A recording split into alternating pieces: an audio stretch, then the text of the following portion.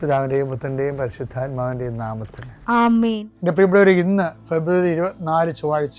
അമ്മേ പരിശുദ്ധ അമ്മേ, അമ്മേ പരിശുദ്ധമേ, ദൈവമാതാവേ, കൃപാസനത്തിലൂടെ ഞങ്ങൾക്കും ഞങ്ങളുടെ ദേശത്തിനും അമ്മ മധ്യസ്ഥം തേടി തന്ന എല്ലാ അനുഗ്രഹങ്ങൾക്കും കൃപകൾക്കും ഞങ്ങളിപ്പോൾ ഹൃദയം നിറഞ്ഞ നന്ദി പറയുന്നു. അമ്മേ പരിശുദ്ധമേ, ദൈവമാതാവേ, 2004 ഡിസംബർ 7 ഉച്ചകഴിഞ്ഞ് 2:30 കൃപാസനത്തിൽ സംഭവിച്ച അമ്മയുടെ പ്രത്യക്ഷപ്പെടലിനെ കുറിച്ച് തിരുസഭയ്ക്ക് സമർപ്പിച്ചിരിക്കുന്ന പഠനരേഖകളുടെ മേൽ സഭാത്മകമായ പഠനം ആരംഭിക്കുവാൻ ഞങ്ങൾ പ്രാർത്ഥിക്കുന്നു. അമ്മേ പരിശുദ്ധമേ, ഭൂസ്വർലോകങ്ങളുടെ രാജ്ഞിയായ അങ്ങേയ്ക്ക് ഭൗമസംരക്ഷണത്തിനായി പ്രപഞ്ചപ്രകൃതിയെ തന്നെ തിരുസഭ പ്രതിഷ്ഠിക്കുവാൻ ഈ പ്രത്യക്ഷീകരണം വഴി ഇടയാക്കണമേ. പരിശുദ്ധമേ, ജപമാല മാതാവേ, സകല കൃപാസനം പ്രാർത്ഥനയോടും ചേർത്ത് ഞങ്ങളിപ്പോൾ പ്രാർത്ഥിക്കുന്ന ഈ കുടുംബത്തിന്റെ പ്രത്യേക നിയോഗം പറ മക്കളെ.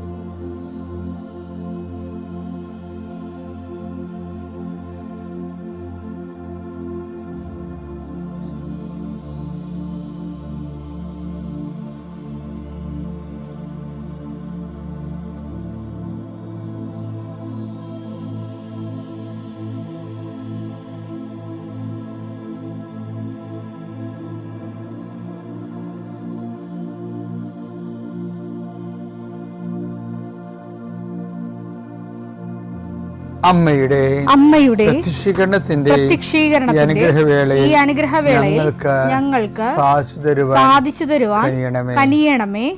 ആമേൻ. വിശ്വാസ പ്രമാണം. സർവശക്തനായ പിതാവും ആകാശത്തിന്റെയും ഭൂമിയുടെയും സൃഷ്ടാവുമായ ദൈവത്തിൽ ഞാൻ വിശ്വസിക്കുന്നു. അവിടുത്തെ ഏകപുത്രനും ഞങ്ങളുടെ കർത്താവുമായ ഈശോമിശിഹായിലും ഞാൻ വിശ്വസിക്കുന്നു. ഈ പുത്രൻ പരിശുദ്ധാത്മാവിനാൽ ഗർഭസ്ഥനായി കന്യകാമറിയത്തിൽ നിന്ന് പിറന്ന് പൊന്തിയോസ് പീലാത്തോസിന്റെ കാലത്ത് പീഡകൾ സഹിച്ച് കുരിശിൽ തറയ്ക്കപ്പെട്ട് മരിച്ച് അടക്കപ്പെട്ട് പാതാളങ്ങളിൽ ഇറങ്ങി മരിച്ചവരുടെ ഇടയിൽ നിന്ന് 3-ാം നാൾ ഉയർത്ത് സ്വർഗത്തിലേക്ക് എഴുന്നള്ളി സർവശക്തിയുള്ള പിതാവായ ദൈവത്തിന്റെ വലതുഭാഗത്തിരിക്കുന്നു. അവിടെ നിന്ന് ജീവിക്കുന്നവരെയും മരിച്ചവരെയും വിധിക്കുവാൻ വരുമെന്നും ഞാൻ വിശ്വസിക്കുന്നു. പരിശുദ്ധാത്മാവിലും ഞാൻ വിശ്വസിക്കുന്നു.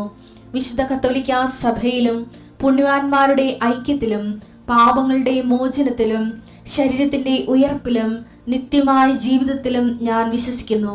ആമേൻ. സുഖസ്ഥനായ ഞങ്ങളുടെ പിതാവേ, അങ്ങയുടെ നാമം പൂജിതമാകണമേ. അങ്ങയുടെ രാജ്യം വരണമേ. അങ്ങയുടെ തിരുമനസ് സ്വർഗത്തിലെ പോലെ ഭൂമിയിലും ആകണമേ. അന്നു വേണ്ടുന്ന ആഹാരം ഇന്ന് ഞങ്ങൾക്ക് തരണമേ.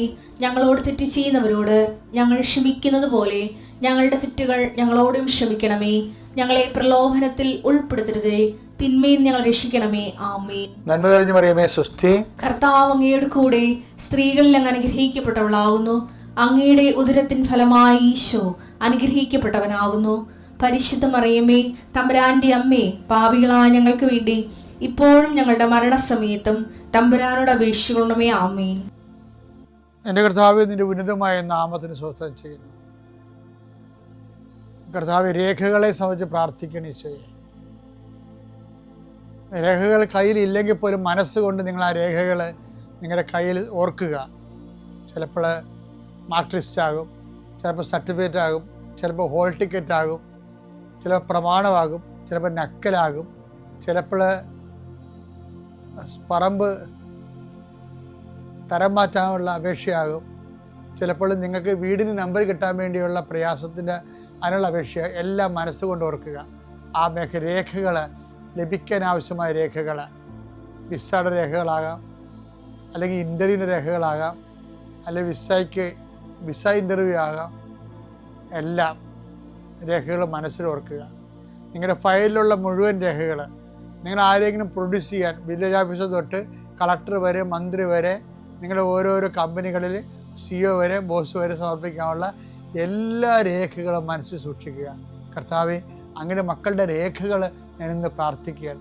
ചിലക്ക് രേഖകളില്ല, ചിലക്ക് നഷ്ടപ്പെട്ടു, ചിലക്ക് കിട്ടാനിരിക്കുന്നതേ ഉള്ളൂ, സമയത്ത് കിട്ടണില്ല. അങ്ങനെയുള്ള എല്ലാ രേഖകളും, ചിലക്ക് രേഖ കൊടുക്കണില്ല, മനഃപൂർവ്വം കൊടുക്കണില്ല, കൈക്കൂലി ഇല്ലാത്തവന് കൊടുക്കണില്ല, അല്ലെങ്കിൽ അവരുടെ ആയിട്ടുള്ള വൈകല്യങ്ങളുള്ളതുകൊണ്ട് കൊടുക്കണില്ല, അല്ലെങ്കിൽ വേറെ താല്പര്യങ്ങളുള്ളതുകൊണ്ട് കൊടുക്കണില്ല.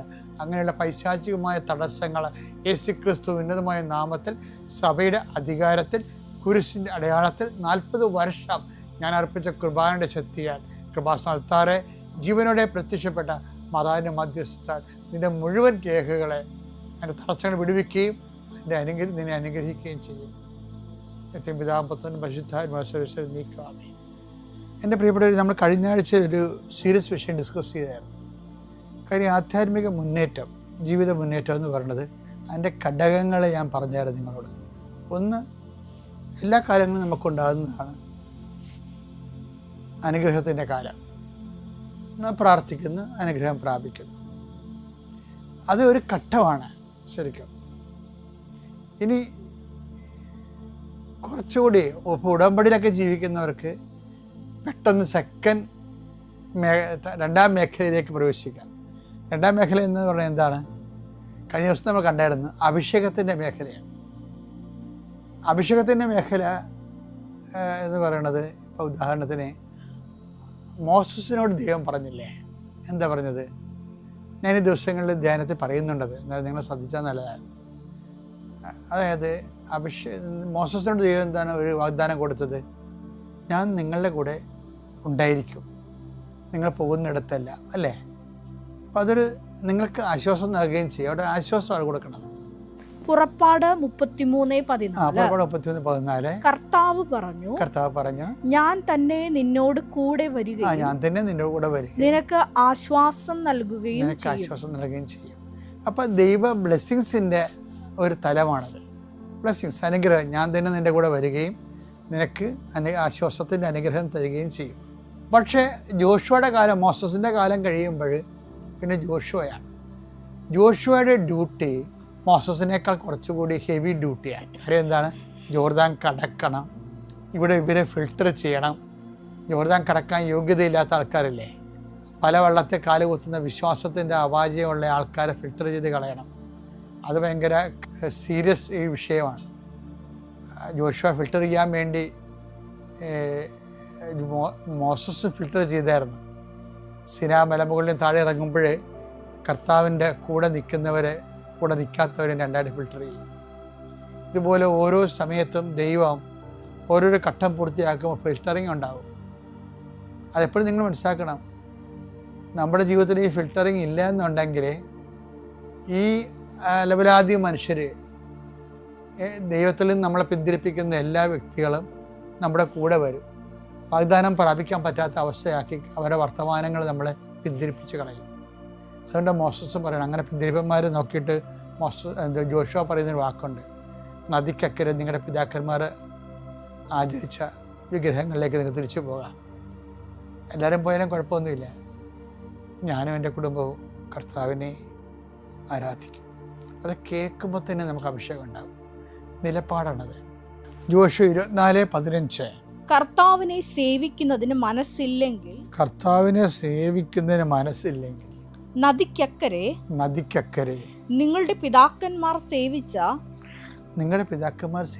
ദേവന്മാരെയോ നിങ്ങൾ വസിക്കുന്ന നാട്ടിലെ അമോര്യരുടെ ദേവന്മാരെയോ ആരെയാണ് സേവിക്കുക ഇന്നു തന്നെ തീരുമാനിക്കുവിൻ. ഞാനും എൻ്റെ കുടുംബവും കർത്താവിനെ സേവിക്കും. ഫിൽട്ടറിംഗ് ആണിത്. മോസസ് ഇങ്ങനെ ഫിൽട്ടറിംഗ് നടത്താതെ മുന്നോട്ട് പോകാൻ പറ്റത്തില്ല. ആധ്യാത്മിക ജീവിതം തന്നെ ഇതുപോലെ ഹരിച്ചരിച്ചാണ് പോണത്. പല താല്പര്യങ്ങളും നമുക്കുണ്ടാകും, ദൈവത്തിന് നിരക്കാത്തതാകും. ചിലപ്പോൾ നമ്മൾ വെറുത്തുപേക്ഷിക്കേണ്ടി വരും. മുൻപുകാലത്തിൻ്റെ ഏറ്റവും വലിയ ചൈതന്യം അതാണ്. ദൈവത്തിന് നിരക്കാത്തതിനെ വെറുത്തുപേക്ഷിക്കണം. അപ്പം ദൈവത്തിന് നിരക്കാത്ത വ്യക്തികളുണ്ടാകും, ദൈവത്തിന് നിരക്കാത്ത ജീവിത രീതിക്കാരുണ്ടാകും, ദൈവത്തിന് നിരക്കാത്ത പെരുമാറ്റ ദോഷങ്ങളുണ്ടാകും. ഇവയെ വിടണം. നദിക്കക്കരെ നിങ്ങളുടെ പിതാക്കന്മാർ വലിയ കാര്യമെന്ന് കരുതി ആചരിച്ചിരുന്നതിനെ, അതാണ് നിങ്ങൾക്ക് അതോ അങ്ങനെ തന്നെ ജീവിക്കാൻ ഉദ്ദേശമെങ്കിൽ നിങ്ങൾ നിങ്ങളുടെ വഴിക്ക് പോവുക. ഞാനും എൻ്റെ കുടുംബവും കർത്താവിനെ സേവിക്കും. വാഗ്ദാന നാട്ടിലേക്ക് എത്തുന്നതിന് ജോഷുവാനെ സഹായിച്ച ഒരുപക്ഷെ ഏറ്റവും ശക്തമായൊരു നിലപാടാണ്. നോയമ്പ് കാലത്ത് വാഗ്ദാന നാട്ടിലേക്ക് നമ്മൾ എത്തുകയാണ്. അപ്പോൾ ദൈവം തിരക്കാത്തതിൽ ഉപേക്ഷിക്കാനുള്ള ധൈര്യം വേണം. ആ ധൈര്യത്തിനാണ് ജോഷുവയുടെ കർത്താവ് പറയുന്നത്, ധൈര്യം വേണം കേട്ടോ, ഐ വിൽ ഗീവ് ഇറ്റ്. ശക്തനും ധീരനുമായിരിക്കുക. അതാണ് ആയിരിക്കുക എന്ന് പറയുമ്പോൾ ഇറ്റ് ഈസ് ഗീവൺ. അതിനർത്ഥം ജോഷുവ 1:9 എടുത്തു, ശക്തനും ധീരനുമായിരിക്കണമെന്ന്. ശക്തനും ധീരനുമായിരിക്കണമെന്ന്. ഭയപ്പെടുകയോ പരിഭ്രമിക്കുകയോ ചെയ്യരുതെന്നും. ഇങ്ങനെ പല വിഷയങ്ങളുണ്ടാകുമ്പോൾ ഒറ്റപ്പെട്ടു പോവല്ല, ഭയപ്പെടുമല്ലോ, പരിഭ്രമിക്കുമല്ലോ. പരിഭ്രമിക്കുക ചെയ്യരുതെന്നും നിന്നോട് ഞാൻ കൽപ്പിച്ചിട്ടില്ലയോ? നിന്റെ ദൈവമായ കർത്താവ് നീ പോകുന്നിടത്തെല്ലാം നിന്നോട് കൂടെ ഉണ്ടായിരിക്കും. wherever you go, നീ കാട്ടിപ്പോയാലും കടലിൽ പോയാലും ഞാൻ നിന്നെ കൈവിടാതെ കൂടെ നിൽക്കും. അപ്പം ദൈവത്തിനെ ഒപ്പിച്ച് ജീവിച്ചാൽ ദൈവത്തിൻ്റെ സാന്നിധ്യം എല്ലായിടത്തും സംലഭ്യമാകും.